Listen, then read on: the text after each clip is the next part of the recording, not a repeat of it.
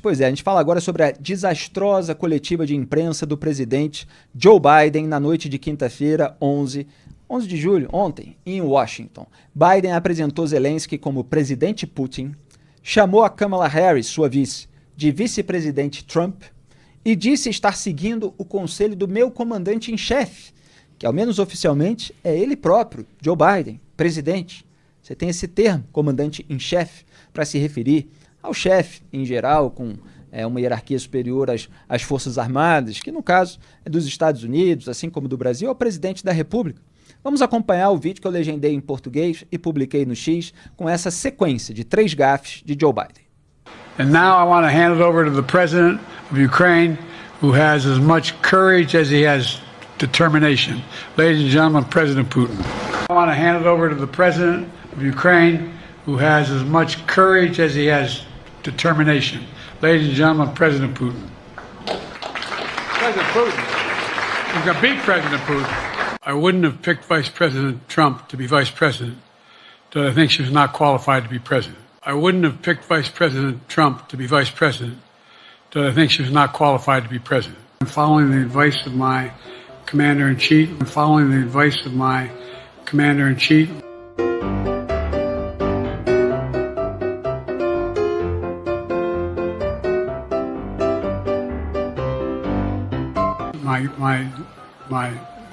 The Chief of Staff of the military, as well as the Secretary of Defense and our intelligence people.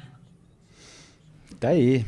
Agora vamos às reações à coletiva de Joe Biden. Donald Trump explorou uma das gafes do seu rival e escreveu a seguinte mensagem na Truth Social, sua rede social, abre aspas.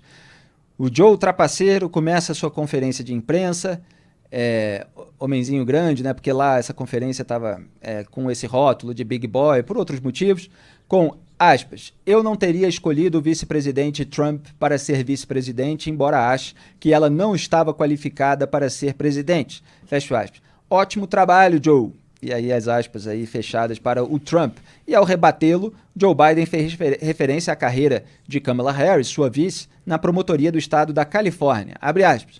Por sinal, eu sei a diferença entre Trump e Kamala Harris. Uma é promotora e o outro é criminoso. Fecho aspas. Quando eu li isso, eu achei, olha, essa até é uma resposta típica ali do debate eleitoral, um provoca, o outro vai e tenta dar aquela invertida, só que essa resposta de rede social, geralmente, é uma resposta que vem da equipe, vem da assessoria, vem do time do candidato. Você tem o tempo ali para se pensar, ela é publicada e ninguém vê como ela foi produzida, quem a escreveu efetivamente. O problema é que o Biden, em público, de uma maneira improvisada e às vezes até com teleprompter, ele tem cometido uma série de gafes que acabam reforçando essa visão de que ele tem a idade avançada e está num processo de declínio cognitivo, com dificuldade de concentração, de completar raciocínio e até de se locomover, Duda Teixeira. Felipe, essa coletiva de imprensa Big Boy, né, que acontece em seguida ali da conferência da OTAN, ela foi, junto com mais 2 aparições do Biden, né, ele faz também uma entrevista e um discurso em Madison. E isso vem depois daquele debate em que ele teve um desempenho péssimo e a equipe dele falou assim, olha, vamos montar então um esquema com 3 grandes aparições para a gente tirar essa noção de que ele não está preparado para o cargo e que ele tem esses problemas de saúde cognitiva e tudo. Isso porque até o debate a equipe do Biden estava meio que escondendo ele, né? Evitando então que ele falasse, que ele desse entrevista e tal. E aí então essa coletiva de imprensa foi meio que para tentar dar uma virada no jogo.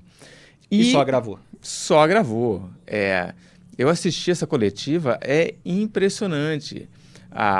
Os jornalistas, o Biden está com uma listinha dos nomes dos jornalistas, ele vai chamando um a um. E eles pegam o microfone e vão direto no assunto. Biden, como é que você garante que você está em condições de se reeleger? E o tempo inteiro, acho que assim, 80% das perguntas era em relação à capacidade dele, né, de raciocinar, de memória. Ele foi colocado realmente contra a parede, foi uma baita prova de fogo. E aí é o seguinte, ele não se saiu bem, né? O Biden estava tossindo muito, às vezes ele dava umas sussurradas, além desses erros bobocas, né, de trocar o nome de alguém, de falar do comandante em chefe e tal. Também, assim, ele fala algumas coisas, não, eu acho que eu deveria mudar a minha rotina e começar... Hoje eu estou acordando às 7 da manhã e dormindo meia-noite, talvez se eu pegar mais leve eu vou conseguir fazer as coisas melhor. Mas, sabe, assim, não conseguiu convencer ninguém, né? Do começo ao fim, os jornalistas pegaram no pé e ele não saiu bem. Olha, o antagonista estava fazendo a cobertura dos lapsos do Biden, das suas dificuldades de completar raciocínio, de se locomover há muito tempo. Esse programa Papo Antagonista, no dia 16 de janeiro, tratou do assunto em todos os detalhes e nós mostramos aqui o vídeo que poderia ter sido o vídeo do dia seguinte do debate, que aconteceu 5 meses e meio depois, mais de 160 dias depois. Então aqui a gente sempre aponta aquilo que precisa ser apontado, a verdade doa quem doer. Boa parte da imprensa americana ligada ou alinhada ao Partido Democrata omitiu, não tratou desse assunto e aí veio essa superexposição, veio o debate, veio essa surpresa, esse momento repentino em que todo mundo acorda e até começa a pedir que o Joe Biden desista. Então a sociedade sempre perde quando a imprensa deixa de expor os fatos objetivos, de mostrar aquilo que é relevante. Afinal, se trata do presidente dos Estados Unidos. Ninguém está falando que existe problema em envelhecer, todos nós envelhecemos. E as dificuldades, elas são inerentes, não é surpresa para ninguém que uma pessoa de idade mais avançada comece a apresentar fragilidades, etc. Agora, que seja presidente dos Estados Unidos, que vá tomar as decisões que ditam os rumos do mundo, aí é uma outra questão grave que precisa ser tratada. Então, agora você vem com essa avalanche e o próprio Partido Democrata que se omitiu, que tentou dizer que ele estava afiado como uma taxinha. Tem uma coletânea de vídeo publicada em rede social, a gente repercutiu no portal, com um monte de declarações, tanto de analistas de imprensa quanto de políticos do Partido Democrata, querendo dizer que estava tudo bem com Biden e agora eles estão tentando evitar dar entrevistas. A gente tem outros trechos dessa coletiva que o Duda separou, inclusive um em que o Biden tenta explicar aquele momento em que chamou o Zelensky de presidente Putin, tentando amenizar, mas acaba gravando de novo. Pode soltar. Thank you. Did you see any damage to our standing in my leading this conference? Have you seen a more successful conference? What do you think? And the Putin piece, I was talking about Putin, and I said, and now, at the very end, I said, here, I mean Putin. I said, oh, no, I'm sorry, it's Zelensky. And then I added 5 other names. Look, guys. The idea anybody suggests that we haven't had an incredibly successful conference. How many times did you hear in that conference, I know it sounds too self-serving, but other leaders, heads of state, in thanking me, saying the reason we're together is because of Biden. There's been reporting that you've acknowledged that you need to go to bed earlier and your evening around 8. That's not true. Look, what I said was, instead of my every day starting at 7 and going to bed at midnight, it'd be smarter for me to pace myself a little more. And the next debate, I'm not going to be traveling into 15 time zones a week before. Anyway, that's what it was about. That's what it was about. And by the way, even with that, I love my staff, but they add things all the time. At the very end, I'm catching hell from my wife for that. Anyway, so if I slow down, I can't get the job done. That's a sign that I shouldn't be doing it. But there's no indication of that yet. None. I think, how can I say this without sounding too self-serving? I've not had any of my European allies come up to me and say, Joe, don't run. What I hear them say is, you've got to win. We just put together today I brought on, I asked our NATO allies that we bring on the group from the South Pacific, Australia, New Zealand, Japan, Australia. I already mentioned Australia. I'm determined on running, but I think it's important that I lay fears by let them see me out there. Let me see them, for the longest time it was. Muito bem.